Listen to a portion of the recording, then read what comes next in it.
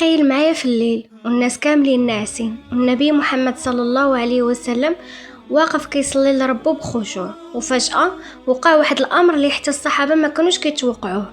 السلام عليكم.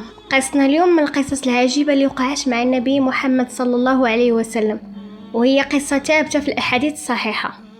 في واحد الليلة كان النبي صلى الله عليه وسلم كيصلي غارق في الخشوع، كيقرأ القرآن وكيذكر الله، وفجأة جا الشيطان وبغى يفسد عليه الصلاة ويشغلوا على عبادة الله. النبي صلى الله عليه وسلم من بعد حكى للصحابة وقال أن عفريتا من الجن جاء عليه وهو كيصلي وبغى يقطع عليه الصلاة، ولكن النبي محمد صلى الله عليه وسلم ما خافش وما قطعش صلاته، بإذن الله قدر عليه وشده، حتى قال للرسول صلى الله عليه وسلم أنه فكر يربطوه في واحد السارية ديال المسجد باش الناس كاملين يفيقوا الصباح ويشوفوه بعينيهم.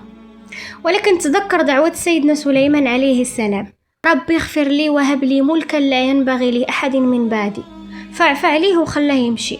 الصحابة بقاو مندهشين من اللي سمعوا، وعرفوا أن الله سبحانه وتعالى كيحفظ النبي ديالو صلى الله عليه وسلم، وأن الشيطان مهما حاول ما يقدرش يغلب الحق.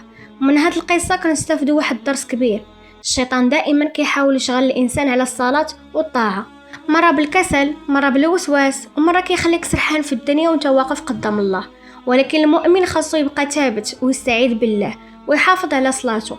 النبي صلى الله عليه وسلم وهو خير الخلق تعرض لمحاولة من الشيطان، ومع ذلك بقى صابر ومتمسك بعبادة الله.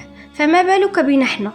كل ما حسينا بالوسواس ولا التشتت خاصنا نقولوا أعوذ بالله من الشيطان الرجيم، ونعرفوا أن الله أقوى من أي شيطان، وأن اللي كيعتصم بالله الله كيحفظه. إذا عجبتك هاد القصة ما تنساش دير واحد اللايك وشاركها مع أصحابك باش يستافدوا، وخلي واحد التعليق وقول فيه سبحان الله. وبهذا نكونوا سالينا القصة ديالنا، نتمنى تكونوا استفدتوا منها وعجباتكم. نتلاقاو في قصة جديدة إن شاء الله.